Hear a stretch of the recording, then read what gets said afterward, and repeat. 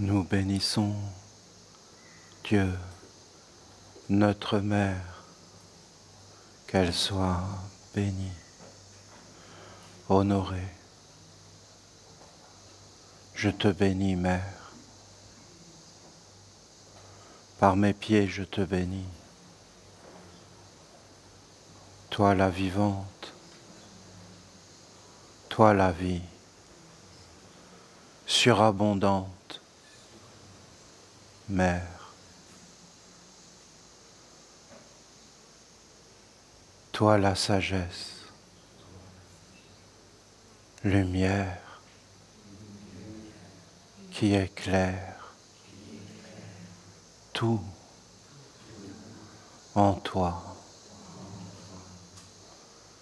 Sois bénie. La vie, tout est vivant de toi. Beauté, douceur, simplicité, de la grande sagesse.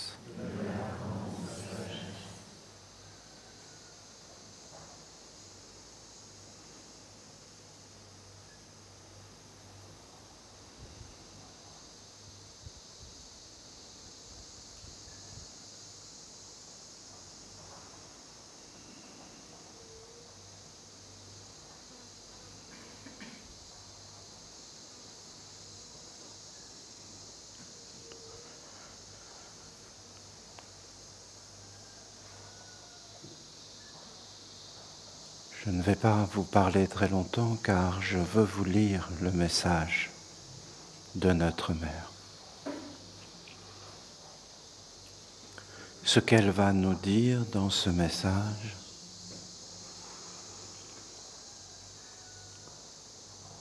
elle va nous dire que nous sommes un corps. Pour elle, c'est tellement important, le corps, notre corps. Nous sommes cet éther juste autour du corps, c'est-à-dire que nous sommes à la fois visibles et invisibles. Nous sommes des êtres invisibles. Mais nous sommes aussi des êtres visibles. Nous sommes comme amphibies. Nous vivons dans deux mondes, vraiment. Et elle va nous parler, pas forcément comme je vous le dis là, qu'il y a un centre à l'intérieur de nous, qu'il y en a même trois intelligences. Une intelligence du ventre, qui est un centre, qui est le centre le plus important. Une intelligence du cœur, de la respiration, qui engendre des états d'âme. Intelligence du ventre, qui engendre des états d'être. Je suis cela. Des états d'être. Une intelligence du souffle, du cœur, qui engendre des émotions, des états, des climats. Le mot climat est intéressant. Des climats d'âme, des états d'âme, mais des climats, des sphères de respiration qui nous amènent une connaissance, des perceptions et une intelligence de la tête qui est florissante et qui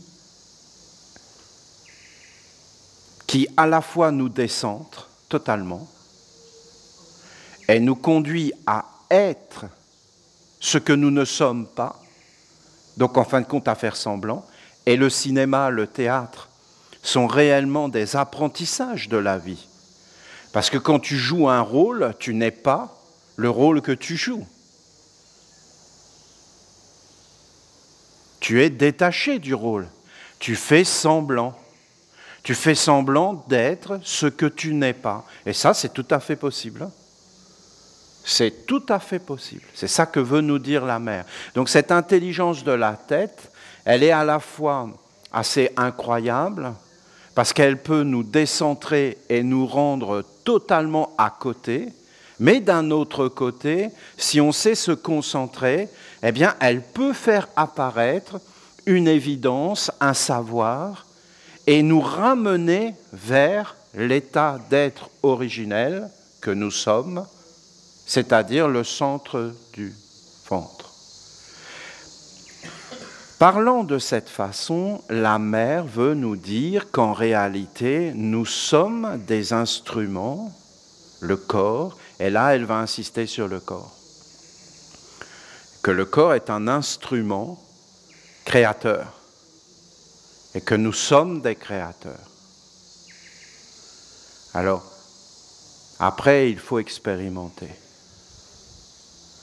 Mais il faut bien comprendre que notre corps est quelque chose de totalement incroyable, incompréhensible, une merveille, que nous n'utilisons pas du tout les capacités qui sont à l'intérieur de lui. Vous avez des rythmes. Voyez, je peux vous montrer. Nous ne vivons pas avec notre corps parce que notre corps, si vous voulez, il y a plein de choses que nous faisons qui pour lui n'est pas pensable.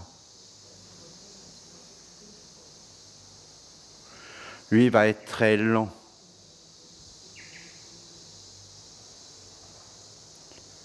Très très lent. Ouais, voilà. Essayez, vous verrez. Essayez.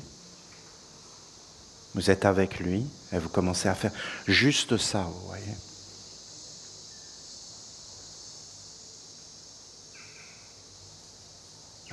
Vous allez sentir, le corps va commencer à être heureux. Et vous allez sentir un courant qui va monter dans votre colonne vertébrale. Et vous allez sentir autour de vous un rythme, des couleurs, c'est naturel. Nous n'entrons pas dans ce monde parce que nous ne sommes pas dans les bons rythmes. Nous sommes dans des rythmes cassants, brisants, dans des paroles cassantes et brisantes.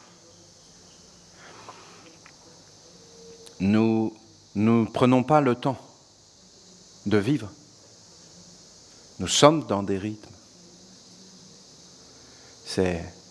Il faut regarder nos ancêtres. Ah non. Surtout là où il y a le soleil. Mais même là où il n'y a pas le soleil. Non, mais c'était l'amour. Il faut que vous compreniez que les gens, ils s'aimaient. Ils s'aimaient. C'est quand même important, vous ne trouvez pas ? De prendre le temps, d'être vrai, de vivre intensément les choses, de tisser des liens, des relations. Vous savez que l'intelligence, c'est que des tissages de liens et de relations. Plus tu as des liens et des relations, plus ça augmente l'intelligence, le savoir. Plus tu fais d'expériences vivantes, pas de courir et de rien goûter, de rien même profiter. Le plaisir, le bonheur sont des organes d'orientation. Et la souffrance aussi t'indique des choses. Là, je ne dois pas aller par là. Le corps te dit tout. Tu rentres dans ton être intuitif qui sait. Mais c'est toi qui sais si c'est l'autre qui sait. Ça peut être intéressant, mais c'est vraiment important. C'est toi qui es important. C'est toi qui dois savoir les choses. Voilà, et tu es en harmonie. Voilà, c'est ce que va nous dire la mère. Elle va le dire à sa façon et elle va dire aussi, je comprends que c'est décalé, moi je suis d'accord, je suis un être qui a produit beaucoup de choses. Mais dans mes moments où j'étais en retraite, je peux vous garantir que j'étais capable de rester assis sur un banc pendant 2 heures sans bouger. J'espère que ça vous est arrivé. Et vous êtes là en train de regarder la lumière dans les arbres et vous êtes parti en ravissement, en extase. Vous n'êtes plus là. Vous contemplez quelque chose qui est plus grand que tout. Ça vous parle, mais vous ne pouvez pas dire qu'est-ce que ça dit. Et ce que vous savez, c'est que vous êtes submergé. Vous êtes empli de félicité, de splendeur, de bonheur. Ça devrait être notre état d'être permanent pour tous les êtres. C'est l'état naturel. Et ce que je vous dis là, je l'ai expérimenté plein de fois puisque je suis un adepte de la méditation et du calme. Je suis un adepte du calme. C'est-à-dire que d'être calme et de se poser sur la mer, non mais je ne suis pas un novice là-dedans, je peux vous dire. Hein. Ben, j'ai pratiqué ça, mais c'est d'être silencieux, d'être calme, profondément calme, d'offrir le calme au corps, qui est tout le temps en surexploitation, qui ne lui plaît pas en réalité. Mais comme il est le plus grand serviteur, il est toujours là, toujours en train de répondre à quelque chose qu'on ne voit pas. Voilà. Et la mère va dire quelque chose de fondamental. Donc elle va parler de ce corps et elle va parler des mondes spirituels, des mondes plus grands, parce que ces mondes existent. Vous avez l'archange Michael. L'archange Michael, c'est la gloire, c'est pour l'archange Gabriel. Ah non, mais écoutez, voyons, c'est l'amour, c'est un créateur, mais tout est splendeur. Non, mais c'est une vie surabondante. Tout est dans la splendeur, dans la grandeur, dans la délicatesse. C'est quelque chose de grand. Et quand on voit l'eau qui coule, on ne comprend pas que c'est un monde de féerie. Et même des fois, vous avez des plongeurs qui vont dans l'océan et qui ramènent des images. Non, mais c'est hallucinant ce qu'on peut voir. Toi, tu es là au-dessus, tu vois l'océan comme ça, mais eux, ils plongent, ils te ramènent des images, mais tu croirais que tu es sur une autre planète. Ce n'est pas la même planète, hein. C'est des couleurs, des êtres, des formes, des méduses qui avancent comme ça, transparentes, avec des couleurs, des hippocampes. Tu as un hippocampe qui arrive là d'un seul coup, ils se font 2 bisous, ça fait un cœur. Non mais tu te dis, qu'est-ce que c'est que tout ça? C'est là à côté de toi, avec des poissons, avec des couleurs, des choses. C'est incroyable. C'est vraiment incroyable, toutes ces choses. Mais si on passe à côté, on ne voit rien. On ne voit rien du tout. Ben, le monde de Gabriel, c'est des mondes supérieurs. Et la mère va dire ça, là, dans le message. Elle va dire, ben voilà. Qu'est-ce que vous voulez que je vous dise? Elle va dire que c'est bien beau d'aller dans ces mondes spirituels, mais ces mondes spirituels, quand tu vas dedans, c'est une permanence. C'est une permanence et une existence permanente. Voilà. Ça suffit pour ce matin. Je vous le dis. Une existence permanente. C'est-à-dire que si j'entre dans le monde spirituel avec des choses un peu crispées, ça existe. Dans la permanence. Comprenez? Voilà. Ce n'est pas des blagues. C'est pour ça qu'on ne nous dit pas de contre-vertu. Et c'est pour ça qu'on doit être là sur la terre, des êtres de transformation, et qu'on doit être dans une maîtrise. Une maîtrise de soi, voyons, c'est obligatoire. Sinon, qu'est-ce que vous faites? Eh bien, on n'est plus des créateurs, on n'est plus dans ce courant, et en fin de compte, on s'enferme. Ce sont des processus totalement naturels. évidents en réalité quand on commence à les regarder. Voilà, je vais vous lire le message. Je pense que ce sont comme des paroles qu'on devra faire apparaître dans des atmosphères particulières de dévotion, de prière, d'entrer à l'intérieur, de commencer à devenir nous-mêmes les enseignements de la Mère, à les comprendre de l'intérieur, à les vivre, à nous faire un corps, à vivre avec, pour qu'en fin de compte, ces enseignements, ils soient tellement évidents qu'on en ait tellement besoin qu'on ne puisse plus vivre en dehors d'eux et qu'on organise notre vie pour vivre de cette façon-là. Mais de quelle façon? Mais une sérénité, un calme. Vous avez vu la nature? Vous entendez les cigales, les grenouilles la nuit? Vous savez qu'on se servait de ces choses pour les initiations avant. Les cigales, bon, je ne vais pas rentrer dans tout ça, j'ai dit que je ne vous parlais pas, mais les cigales, c'était quelque chose, pour ouvrir les centres dans la tête.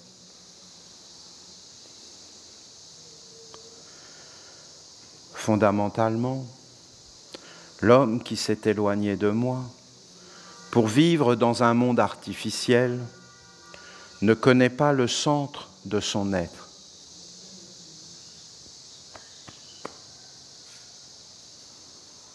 Il vit en dehors de lui-même. C'est pour cela qu'il ne sait pas qui il est et qu'il ne parvient pas à être stable, calme, stable, à être enraciné, c'est-à-dire dans la durée. Il est comme une girouette. Il ne l'est pas. C'est l'intellect qui fait ça. Et tu vis en dehors de toi-même. En dehors. Dans des croyances de ce que tu es.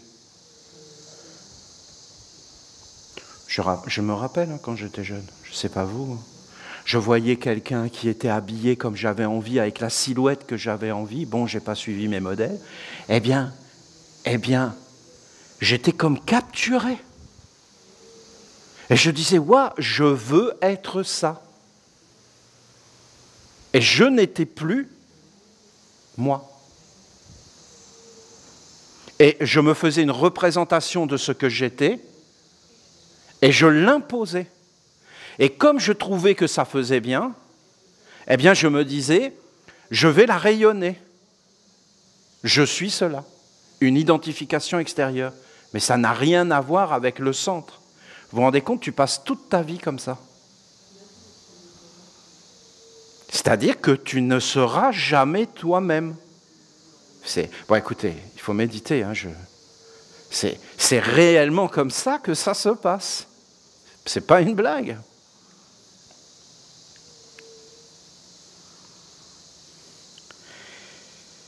Il n'est pas uniquement à côté de lui-même, mais il est en dehors de son corps, en dehors du corps. Ah ben, si on commence à s'apercevoir de ces choses subtiles, je peux vous dire que on commence à être un peu désillusionné, on se recentre. On va mettre les priorités sur d'autres choses. Le corps est la force primordiale.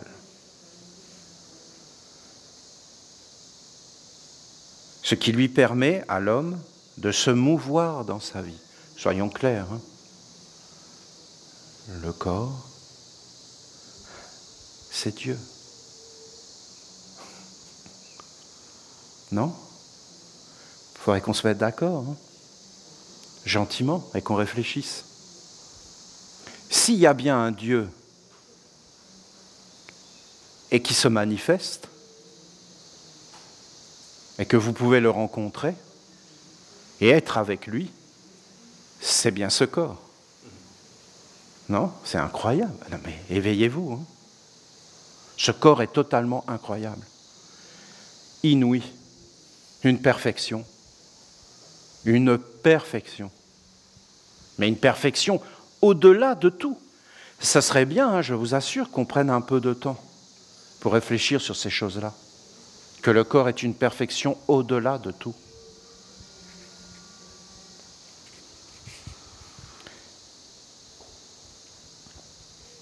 Donc, c'est ce corps qui est la force primordiale et c'est ce corps qui te permet de te mouvoir dans ta vie. Pas simplement de te mouvoir dans le corps, hein, parce que qui anime le corps? Vous les voyez, les grandes questions? Qui anime le corps? Ce n'est pas le corps, hein, c'est qui l'anime.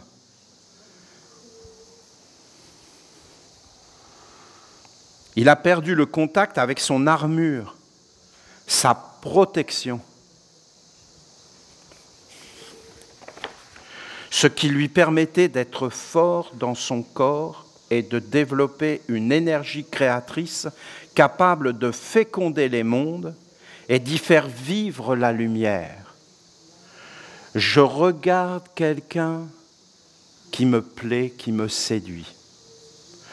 Je me dis, ouah, je veux être comme cela. Je commence à mettre en mouvement des forces mentales, des forces d'identification interne, je crée des images autour de moi et je dis je suis cela. Et en fin de compte, j'essaie de vivre suivant un rôle parce que j'estime que, par exemple, d'être bon, c'est à la mode, ou alors que d'avoir une certaine apparence, par exemple devant un banquier, eh bien, c'est sûr que si je vais devant le banquier avec certaines apparences, le banquier va me dire non, et que si j'ai d'autres apparences, le banquier va me dire oui. Donc, je commence à cultiver les apparences, mais regardez les animaux, ils font tout ça. Ils vont hérisser le poil pour faire plus grand devant un ennemi. Tout ça, c'est des gestes, des attitudes qui parlent, et qui te parlent, et que tu veux détecter des choses. Mais que la force des forces, c'est de savoir qui tu es, toi, réellement, et d'être animé et d'être entouré par tout un monde qui va attirer à toi ce que tu es réellement.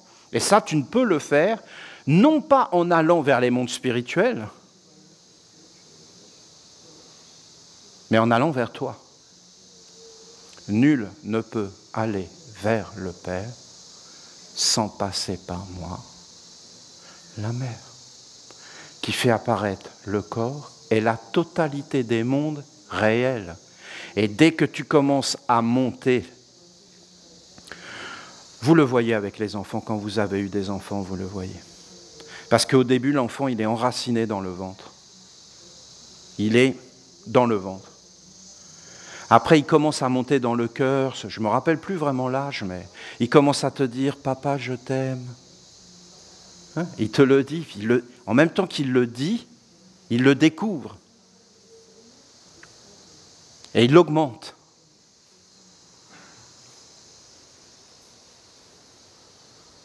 Et puis après, il commence à monter dans la tête et là, les ennuis commencent. Mais je dis, la tête est une splendeur.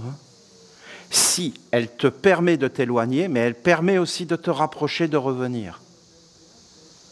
Mais il faut que tu aies la bonne orientation. Donc, ce qu'elle veut dire, la mère, permettez d'être fort dans son corps et de développer une énergie créatrice capable de féconder les mondes et d'y faire vivre la lumière, c'est que l'homme, il va souffrir, il va souffrir, il va souffrir, il va souffrir, jusqu'au moment où il va comprendre qu'en réalité, il ne doit pas sortir du calme. Il ne doit pas sortir du silence. Il ne doit pas sortir de l'harmonie. Il ne doit pas sortir de la clarté du soleil, de la lumière. Il ne doit pas vivre en dehors. S'il commence à faire un pas en dehors de ces mondes stables, les ennuis commencent. C'est ça. Et l'homme doit être un créateur de Dieu. Et il doit faire apparaître Dieu. Et mettre au monde Dieu. Par son activité. Il n'y a rien d'autre qui compte. Voilà ce qu'elle veut nous dire.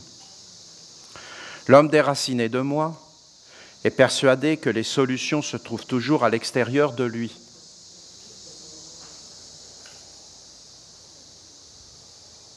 Et il va les chercher. Hein. C'est des chercheurs. Et qu'est-ce qu'il trouve? Les problèmes augmentent.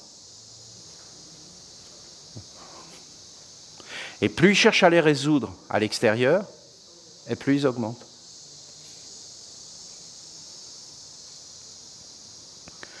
Comment quelqu'un qui n'a pas le savoir primordial de savoir qui il est, ce qu'il a à faire dans la vie, pourrait résoudre un problème? Il n'a pas le savoir. C'est une illusion de savoir. Il veut comprendre comment ses yeux ou son corps fonctionnent. C'est de l'humour de la mère, ça. Mais nous, ça ne nous fait pas vraiment rigoler. Et il va chercher les réponses à l'extérieur. C'est-à-dire que là, elle est en train de se dire, mais qu'est-ce que c'est que ce fada?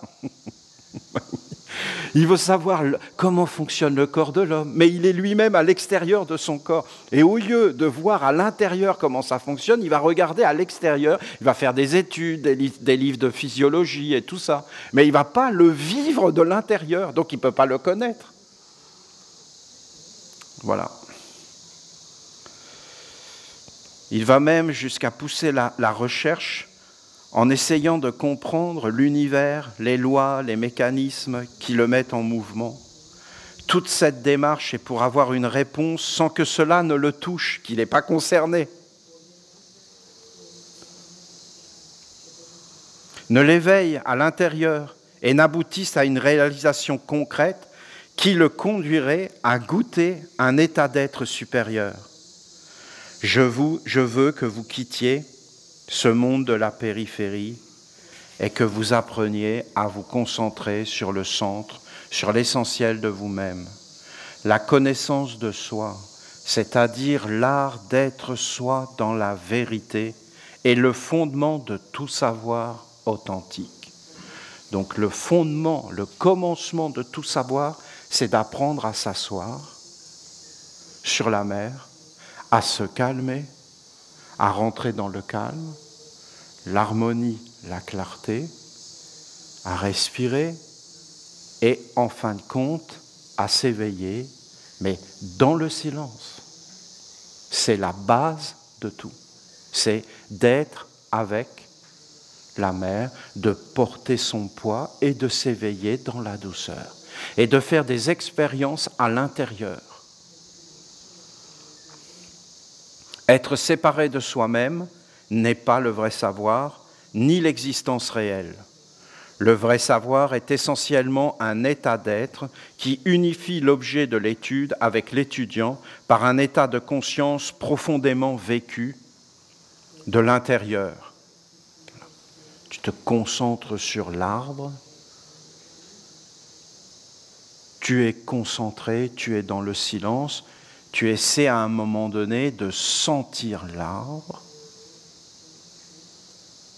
Et après, mais je vous en ai tellement parlé de ces méthodes, jusqu'au moment où tu vas être l'arbre, réellement. Tu vas être un arbre. Pas ton corps, mais ta conscience et ton vécu à l'intérieur. C'est valable pour les mots. Tu prononces une parole, tu peux prononcer une parole totalement vide de sens. Tu peux dire une parole et penser et vivre l'opposé de ce que tu dis.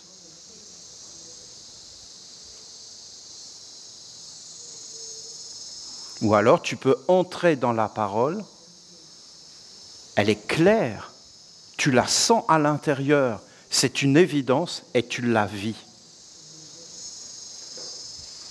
Ce sont des expériences et des exercices initiatiques. Je peux vous dire que si on va jusqu'au bout de certains états d'être, on s'en libère. Jusqu'au bout de la tristesse. À un moment donné, tu vas te dire, c'est fini. Parce que tu en auras réellement pris conscience. Et tu vas te dire, je ne veux plus ça dans ma vie. Mais c'est un état qui devient permanent. C'est une force permanente, une décision permanente. C'est une décision du corps. Sinon, tu n'as pas le savoir. Je vous dis, tu l'as pas. C'était tellement évident avec la cigarette. Ils en ont joué de ça, hein, les gens. Ils disaient tu. Et plus ils ont mis ça, et plus ils en vendaient. Les gens, ils lisent, ils disent oui, bon, on s'en fout. Voilà. Est-ce que c'est vrai? Oui, c'est vrai, on s'en fout. C'est vrai, on s'en fout. Ça ne nous concerne pas. Fumer peut engendrer des troubles de l'érection. Alors celle-là, elle est énorme, parce que qu'on meurt, mais les troubles de l'érection, ah non, jamais. Non, mais là, on touche au fondement même de la vie, voyons, au précieux. Non, continue. Je vous dis, réfléchissez. Le vrai savoir, c'est pas ce savoir-là. D'ailleurs, dans la vie, on sait qu'on se trompe, mais on se dit, c'est pas grave. Allons jusqu'au bout. Pourquoi on dit ça? Parce qu'on se dit, Dieu est bon. Ou alors on dit, l'État nous prendra en charge. Et on se fie sur les vertus à l'extérieur qui viendront nous secourir.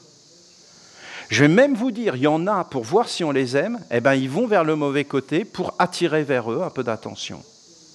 Non mais c'est stupide tout ça, hein, il faut que vous le sachiez. Ça engendre des complications dans tous les domaines. Hein.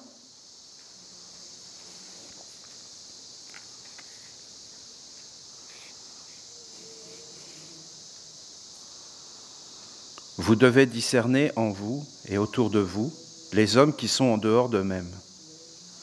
Ils parlent d'amour, de connaissance, de justice ou des événements de la vie, mais ils n'entrent jamais dans le savoir profond intérieur et ils se contentent des surfaces. Si on entrait dans le savoir profond devant un événement, si cet événement est négatif, il ne se produirait plus jamais. S'il se reproduit et se reproduit et se reproduit, c'est tout simplement qu'en réalité, nous n'en avons pas pris conscience profondément, nous ne l'avons pas profondément vécu. Et si nous le vivions profondément, eh bien notre oui serait un oui et notre non serait un non, et il n'y aurait rien à discuter. C'est comme un vendeur. Alors tu la veux la machine à laver? Il voit un doute. Il continue. Ben, vous savez, elle est bien. D'ailleurs, vous en avez vraiment besoin. Je ne sais même pas comment vous avez fait pour vivre sans elle. Mais si tu lui dis non, un petit grille-pain?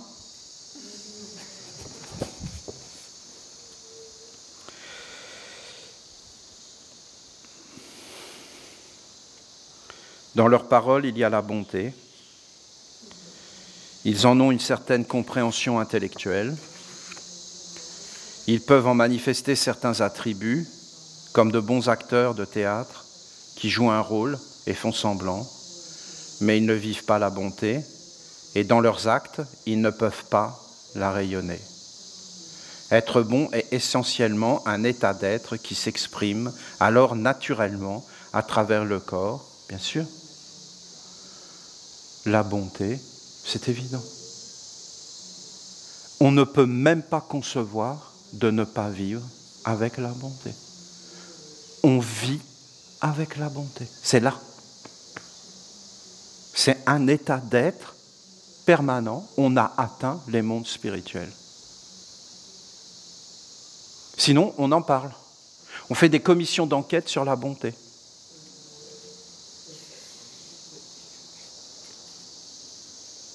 On se pose des questions. La bonté devient un corps dans le corps. Et l'homme n'a pas besoin d'y penser ou de faire semblant, puisqu'il l'est. Un corps dans le corps, ça veut dire une divinité, un Dieu. Quand vous avez un état de corps, c'est que vous avez un Dieu qui est arrivé. C'est ça les dieux, c'est un état corporel. Et quand vous n'êtes pas corporel, que vous êtes spirituel, c'est que Dieu n'est pas là. Vous n'avez pas de Dieu. Notre Père qui est aux cieux, ça veut dire qu'il n'existe pas. Mais s'il est là, dans un corps, vous avez le Père avec vous.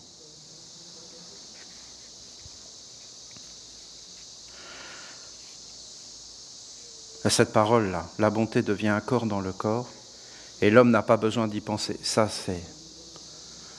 c'est des paroles, mais là, on est en train de les effleurer comme quand Jésus parlait. Hein. Je vous dis que c'est des paroles.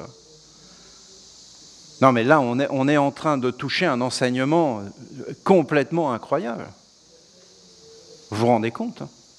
C'est qu'en réalité, c'est vraiment le monde divin qui est là. Et il y en a d'entre nous, là, en ce moment même, ils ont été là, ils sont avec, en train de faire les premières expériences. Hein. C'est pas... parce que vous voyez tout ce qu'elle est en train de nous dire, là, et comment elle est en train de nous appeler, nous dérouler tout un fil de comment on devrait vivre, de retourner à la maison, de revenir vers soi, de reprendre le contrôle de notre vie.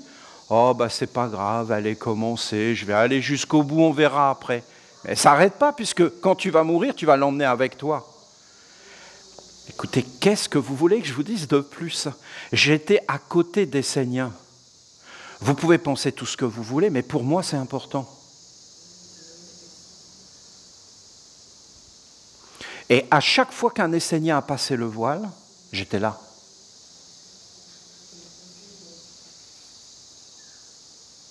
J'étais là. Eh oui. Je peux vous dire, je me concentrais. C'est important pour moi. Et en fin de compte, qu'est-ce que je voyais? Eh bien que, oui, il y avait une partie de leur vie qui était essénienne, mais c'était pas grand-chose. Et il y avait tout un monde à côté de préoccupations. Eh bien, même dans l'au-delà, c'était ce monde-là qui se manifestait. Qu'est-ce que vous voulez que je vous dise? Je ne vais pas vous raconter des choses que je n'ai pas vues, hein. Même si ça ne met pas forcément en valeur l'enseignement. Mais en réalité, moi je vous dis, la vérité met en valeur. Et ce qu'on cherche, c'est des illusions et des berceuses. Et ça, en réalité, il ne faut pas qu'on trouve ça chez les Esséniens. Il faut qu'on soit d'accord là-dessus, vous comprenez? Parce que c'est ce qu'on vit qui fait ce qu'on est.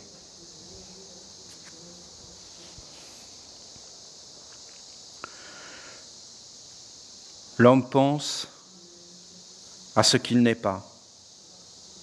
Et il souhaite ce qu'il n'a pas. Mais ce qu'il est, il l'incarne. Si l'homme est décentré, donc on ne peut pas tricher. On peut être dans des souhaits, mais en réalité, on est toujours un état de corps. Et le corps nous dit qui on est. Malgré toutes les illusions. La vérité demeure. Si l'homme est décentré, alors il met au monde le déséquilibre et l'illusion de connaissance. Voilà. Vous savez, il n'y a pas besoin d'en parler, hein, il suffit de regarder dehors. Il proclame qu'il est un savant, mais il est ignorant dans son être authentique. Avant de chercher quoi que ce soit dans le monde, l'homme doit d'abord chercher à se connaître lui-même afin d'être ce qu'il est. Pour cela, il doit tourner sa pensée vers lui-même afin de devenir l'objet de son étude. Ensuite, il doit s'efforcer de sentir ce qu'il est, et enfin, il doit l'être. Celui qui n'est pas lui-même s'identifie à des pensées, à des images, à des concepts, à des états d'âme ou à des rôles qu'il joue en diverses occasions. Il y a une grande différence entre être soi et faire semblant. Être soi est un état d'être posé et naturel. Faire semblant est toujours une agitation qui n'est pas posée et qui est une lutte contre la nature. C'est-à-dire que tu es toujours obligé de faire des efforts et toujours obligé de renouveler parce qu'en réalité, tu n'es pas posé, ce n'est pas de soi.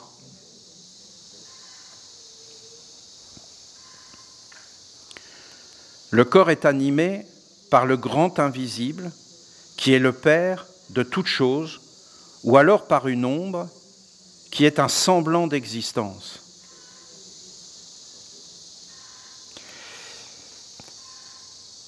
Si vous regardez les Panaméens,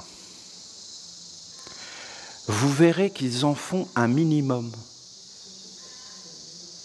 Ils ne vont pas te sourire, ils vont te dire bonjour. Bonjour. Ça suffit. Ils ne vont pas rentrer dans des choses sociales. Il faut que je paraisse content parce que être content, c'est être bien. Et si je suis bien aux yeux des autres. Mais eux, ils te disent bonjour. Tu commences à leur sourire, ils te regardent et ils vont te sourire. C'est tout.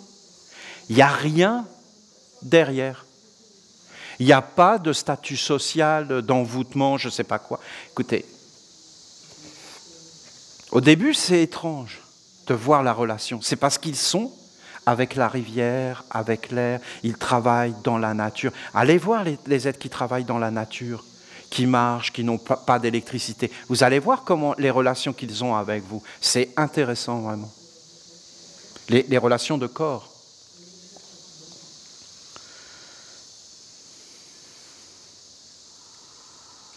Faire semblant est toujours une agitation qui n'est pas posée, qui est une lutte contre la nature. Le corps est animé par le grand invisible qui est le Père de toutes choses, Dieu. Ou alors par une ombre qui est un semblant d'existence, l'homme. Si le corps est animé par le grand invisible, alors il est centré dans le réel, car il devient un instrument pur et réel de ce qui est vrai de toute éternité. Mais c'est sûr que culturellement, on n'a pas été habitué à vivre comme ça. Hein. On nous a montré toujours l'agitation. C'est le plus agité d'ailleurs qu'on suit. Hein. C'est celui qui crie le plus fort. C'est celui qui raconte le plus n'importe quoi. C'est comme dans les marchés, les bonimenteurs. Nos dirigeants sont les plus grands bonimenteurs du marché. C'est celui qui vient avec la grosse sono et qui raconte vraiment n'importe quoi. L'Immaculée Conception. Les humains ont été habitués à gober des choses, mais tellement stupides. C'est celui qui raconte le plus gros mensonge qui emporte la partie.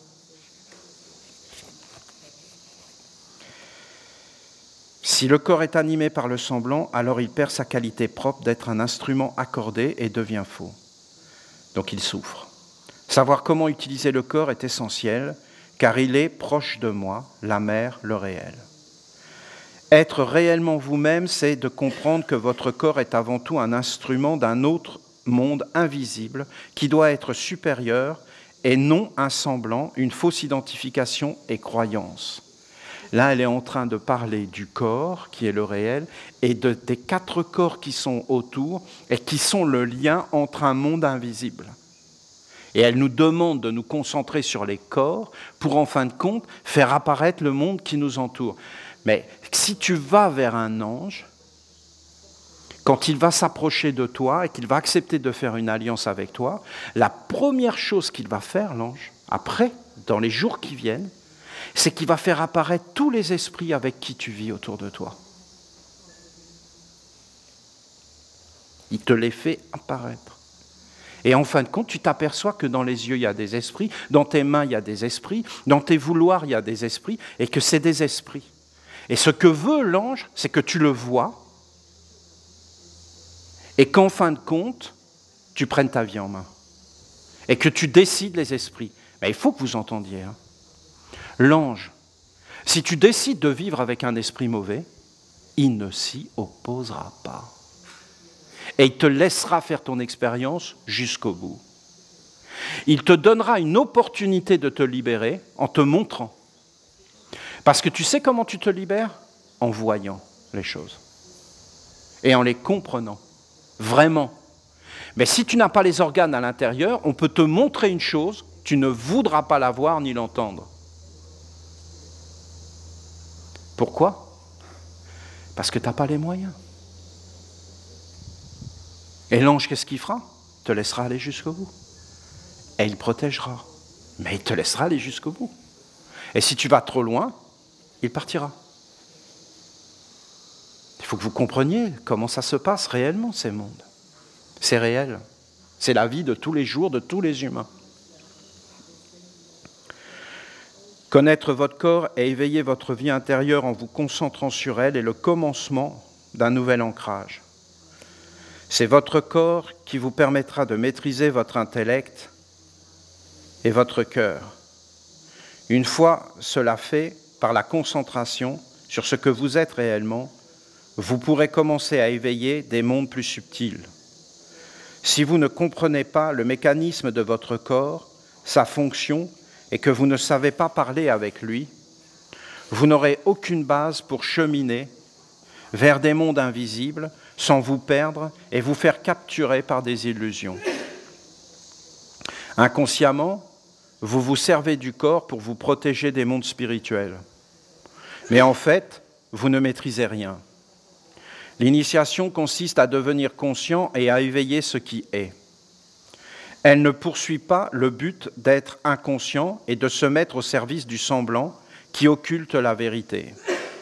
Éveillez-vous, vous ne savez même pas comment votre cœur fonctionne. Vous en avez des idées, mais c'est juste des concepts qui ne sont pas centrés dans le vrai, dans l'unité et l'état d'être un avec le cœur. Tout, absolument tout de vous-même vous est étranger. Vos poumons, votre sphère respiratoire, votre cerveau, en fait toute votre vie.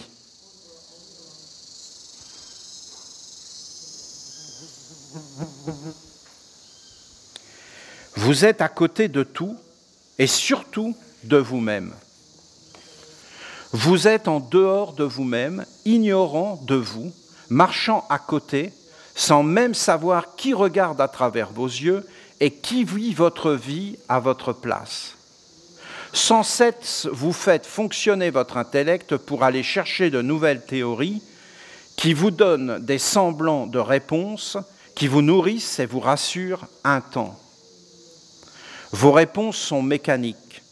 Elles demeurent à la surface mais ne touchent pas le centre et n'éveillent pas un état d'être permanent. Mes chers Esséniens et Esséniennes, venez à ma rencontre sans tarder et mettez-vous à mon école. Venez là où je suis et ne pensez pas que vous pouvez me rencontrer dans vos éthers emplis d'illusions. Auprès de moi, commencez à vous concentrer sur ce que vous êtes et à vous éprouver vous-même pour mieux vous ressentir, vous comprendre et finalement vous vivre de l'intérieur.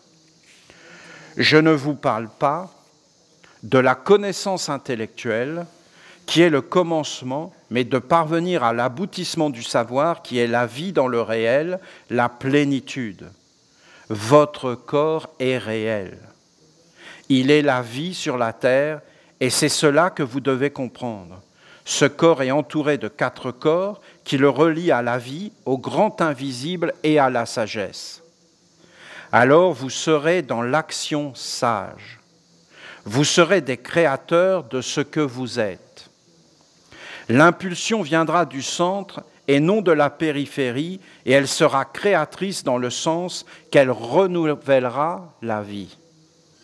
Par son intellect, l'homme voyage dans des sphères infinies, mais au final, il se perd et ne maîtrise rien dans sa vie.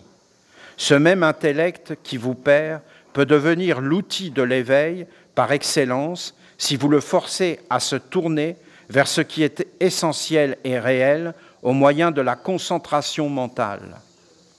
Le corps parle à l'homme. Il lui dit qu'il est en train d'être empoisonné par de mauvaises pensées ou des habitudes de vie erronées, mais l'homme, prisonnier de ses illusions, n'écoute rien. Il est préoccupé ailleurs.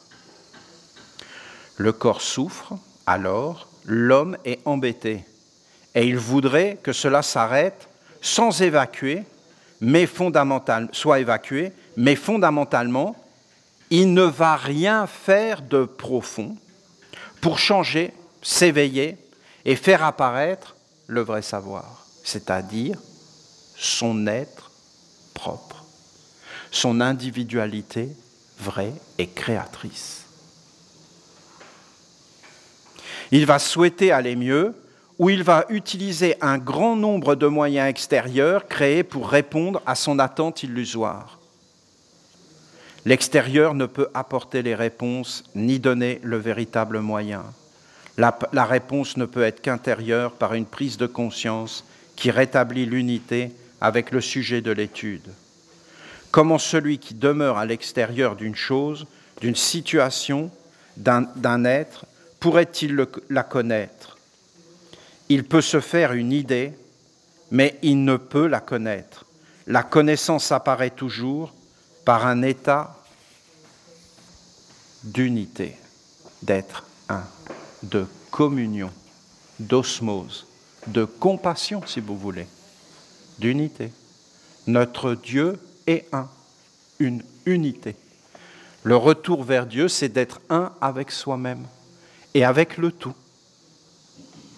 Est-ce qu'on peut être un avec le tout? Oui, ça s'appelle la compassion, l'amour, l'osmose.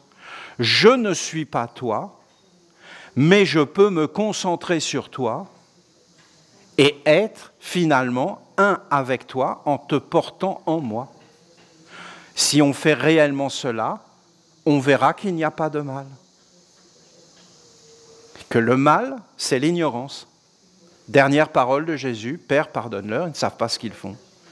Parole de Dieu à travers Enoch, Dieu rejette l'ignorance.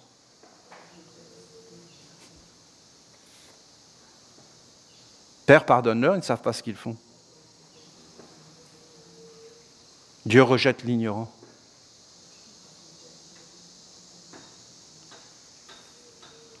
Lorsque vous venez vers moi, j'aimerais que vous vous entraîniez à cheminer vers l'éveil de vous-même, au-delà des apparences et des rôles que vous jouez.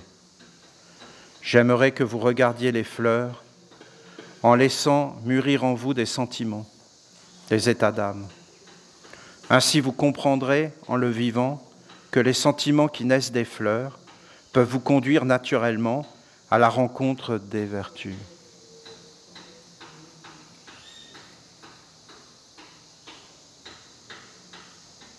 Voilà. Les vertus ne sont pas du corps. Oh, qu'est-ce que c'est beau, écoutez. Donc vous aviez des hommes, des femmes, qui étaient dans la nature. Elles ont regardé les fleurs. Juste regardé les fleurs. Et là, elles se sont dit, j'éprouve quelque chose que je ne peux pas éprouver ailleurs. C'est qu'en regardant les fleurs. Mais il y en avait d'autres, ils ne voyaient pas les fleurs. Mais eux, ils ont vu les fleurs. Ils se mettaient devant les fleurs, puis ils disaient, ça fait quelque chose. J'ai comme des... Puis là, ils ont continué. Ah, mais devant celle-là, ça fait ça. Et devant celle-là, ça fait ça. Et moins tu sais, et plus tu sais. Et après, ils ont continué. Et là, ils ont vu des choses qu'ils n'avaient pas vues. C'est-à-dire quoi? Le côté éthique, le côté moral, le côté des vertus. Ce n'est pas quelque chose que tu peux voir. Et donc, ils se sont dit, mais qu'est-ce que c'est beau, ces vertus. Comment tu fais pour savoir qu'une vertu est belle? Et essayez de voir quelqu'un qui vit dans la cruauté. Il ne comprend rien de la bonté.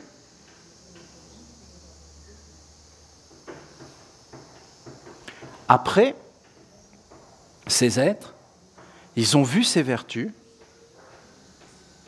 et derrière les vertus, au bout d'un moment, il y a des êtres réels qui sont apparus et qui leur ont parlé. Voilà ce qu'elle est en train de dire. Et ces êtres, ils ont vu des anges. Alors ils ont été vers les autres, ils ont dit, il y a des anges. Alors les autres, ils ont dit, ah ok, il y a des anges, bon, c'est super. Donc en fin de compte, on a intérêt à être avec les anges, sinon on est mal. Oui. Si vous n'êtes pas avec les anges, c'est pas bon. Parce qu'ils voyaient bien qu'il y avait les contre-vertus. Et les autres ont dit, ah d'accord. Et ils ont fait semblant. Vous voyez toute la différence. Et vous voyez bien la libération des mondes. Après, vous avez des êtres qui sont arrivés, bon écoutez, je ne vais pas rentrer là-dedans, mais regardez ce qu'elle dit. J'aimerais que vous vous approchiez des fleurs, parce qu'à la base, tout ce que vous voyez dans le monde des hommes vient de la nature. Et comment les hommes l'ont trouvé? Parce qu'ils ont fait des expériences avec des mondes supérieurs à travers leur organisation, à travers leur corps. Des expériences réelles de justice, d'éthique. Parce que la morale, c'est quelque chose de grand, mais pas la morale de ces mondes-là, qui ont pris ça pour autre chose, mais qui n'arrivent plus rien à voir. Peut-être c'est compréhensible, hein, ce que je vous dis. Et il faut être concentré, c'est un moment rare, hein, parce qu'il faut savoir que plus personne ne parle de ça dans le monde entier. C'est quand même grave. J'aimerais que vous regardiez les fleurs en laissant mûrir en vous des sentiments, des états d'âme, ainsi que vous comprendrez en le vivant que les sentiments qui naissent des fleurs peuvent vous conduire naturellement à rencontrer les vertus. Les vertus ne sont pas des corps que vous pouvez voir à l'état naturel. Pour les voir, pour les percevoir et les connaître, vous devez aller les chercher dans les mondes invisibles, c'est un fait. Je viens de vous montrer le chemin. Je ne vous parle pas des vertus abstraites qui naissent de l'homme, décentré, dévitalisé. Dévitalisé.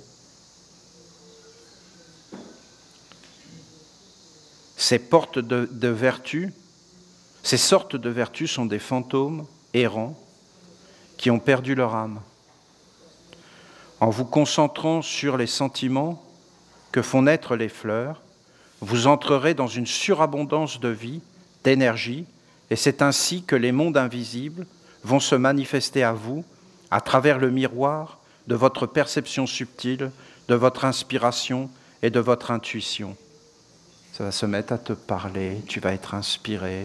Vous savez, il ne faut pas aller chercher des choses, hein. C'est juste ce dont toi tu as besoin, pas les autres. Les vraies vertus sont une émanation subtile qui est une bonne nourriture, un air précieux, à respirer, à regarder.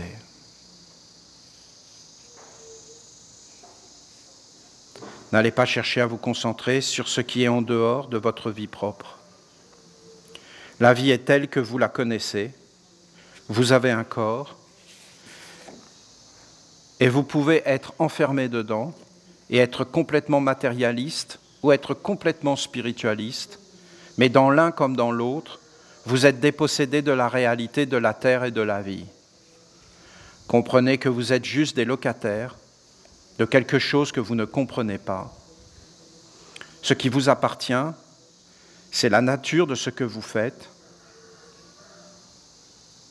votre activité, votre travail. Est-ce une harmonie, une santé parfaite? C'est les 4 sceaux. Un ordre ou un déséquilibre? Est-ce une famille d'âmes qui grandit ou est-ce un isolement qui enferme? Est-ce une richesse, un trésor, un capital qui va vers une expansion sans limite ou un appauvrissement? L'activité, c'est vous, et le monde qui vous porte, c'est votre allié. Est-ce que votre activité vient de votre centre ou est-elle motivée par des influences extérieures? Est-ce que le corps et l'univers sont vos alliés conscients et vivants ou ont-ils été placés dans l'inconscience et considérés comme une mécanique sans âme? Ce corps qui est capable de vous protéger, même de vous-même, qui est profondément intelligent, sensible, intuitif, doit être respecté, honoré et utilisé de la bonne façon. Il est un merveilleux instrument de précision et de haute magie. Il y a en lui des organes qui peuvent vous révéler ce qui est chaud, froid, la souplesse et la rigidité, le dur et le doux, l'humide et le sec, et plus encore. Tout cela n'est pas rien, ce sont des émanations des lois universelles. Et si vous apprenez à les vivre en conscience dans votre corps, vous pourrez alors mieux comprendre certaines lois qui se manifestent dans les mondes invisibles. Comprenez que vous n'apprendrez rien dans les mondes subtils, mis à part qu'il n'y a pas de limite. Le savoir passe par l'instrument du corps. Vous devez maîtriser cela pour être des créateurs dans les mondes invisibles. Dans les mondes invisibles, il y a une permanence. C'est un monde où tout est possible, mais il y a le noble et aussi l'illusion, le faux. C'est pourquoi, avant d'aller dans ces mondes en conscience, vous devez être bien préparés afin d'être celles et ceux qui apportent la noblesse, la richesse, les vertus des anges et surtout pas les contre-vertus. Le corps est votre espace de liberté, car c'est là et uniquement là que vous pouvez tout digérer et transformer. Une fois que vous serez dans les mondes invisibles, le monde que vous y aurez apporté se répétera sans arrêt. Je voudrais que vous compreniez qu'il n'y a pas d'autre chemin que d'apprendre à vous concentrer sur ce qui est essentiel et que vous vous réappropriez votre corps et le cercle de votre vie quotidienne qui est la véritable ronde des archanges. Rappelez-vous, c'est parce que vous avez un corps que vous pouvez dire « je suis ». Vous pouvez exprimer le souhait de cheminer vers tel ou tel endroit. Vous pouvez prendre la décision de vous transformer ou de réaliser telle ou telle chose. Lorsque vous aurez perdu ce corps, vous ne serez que dans la digestion, mais vous ne pourrez plus être dans l'activité créatrice. La plus belle des activités créatrices est celle qui émane de votre propre centre, devenu conscient par le vécu de votre vie intérieure, éveillée et claire. Au son de mes paroles, ressaisissez-vous et éveillez mon enseignement en le vivant profondément jusqu'à l'être.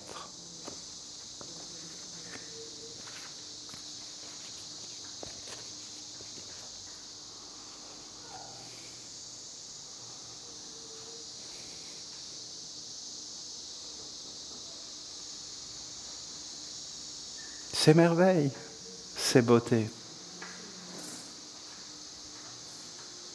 Que notre Mère soit profondément bénie et remerciée. Quel mystère! Nous pouvons nous approcher d'elle. Elle est là, omniprésente, et elle nous parle. Elle nous enseigne, elle nous parle. C'est une grand-mère, hein? C'est une grand-mère. Moi, je la vois comme une grand-mère, mais elle est une petite fille. Elle est une maman. Elle est la féminité, Dieu, la féminité de Dieu. Une merveilleuse journée pour chacun de vous, que tout soit dans la bénédiction et le bonheur qui se conquiert.